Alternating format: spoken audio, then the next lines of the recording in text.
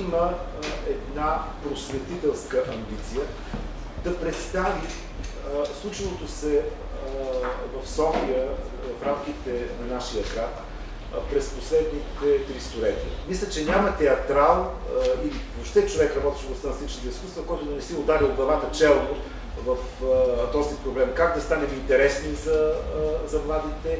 Проблемите, които ние имаме в България, които наричаме с разни имена, имат и едно много просто име. Трябва да си имаме сметка, че ако има нещо, което ние в българите сме в пълен дефицит, това е личното самочувствие, самочувствието ни на нацията. Проблемът е как да съберем, да стиковаме толкова различни усещания, толкова динамично променящ се усет за атрактивност.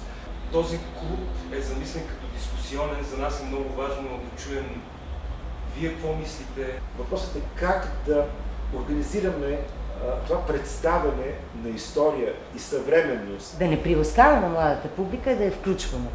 Варианта тези млади да желаят да знаят за историята е да бъдат въвлечени в тази история. Ако има отворени врати на театъра и аз знам, че днес вашия театър е отворил вратите си и аз мога да дойда с моите деца и вие да поговорите с тях и те да зададат своите въпроси, ще бъде безкрайно интересно на тях. На всеки му харесва след като отида на театър. Въпрос е да го има постоянното желание.